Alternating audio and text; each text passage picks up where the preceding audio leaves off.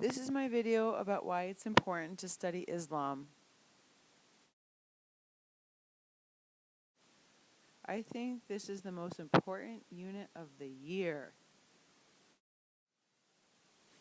These news articles that I put in the back of my room come from the Boston Globe, August 2013, and you can see all of these articles relate to Islam.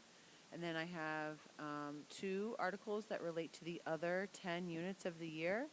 All right, so Islam and Muslims were in the news a lot in August 2013. I believe it's important to be aware of what's going on in the world. Islam is in the news frequently. The paper that you're looking at in the picture is from Sunday, October 6th. I've been cutting out articles for years about Islam, and I've always had the same results. Tons of articles relate to Islam and few related to the other topics of the year. To be an educated citizen, you need to know about the basics of the Muslim religion.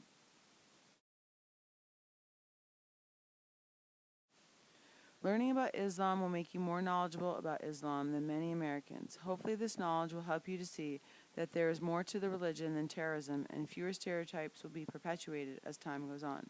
I think a lot of Americans feel negatively about Muslims because of a lack of knowledge about Islam and the overall negative portrayal of Muslims in the media.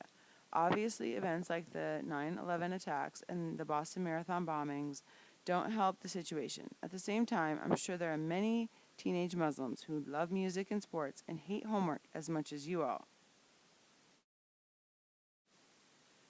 Like teenagers, Muslims face a lot of stereotypes. It's hard to describe a whole group of people in the same way. Stereotypes usually describe a small portion of people that make up a larger group.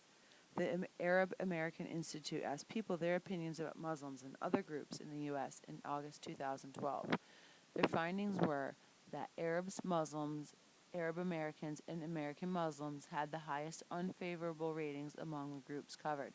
Muslims were the only group with an overall unfavorable rating. I did not learn about Islam when I was in school, not even in college. Education and exposure to a wider range of people may help people's attitudes about Muslims.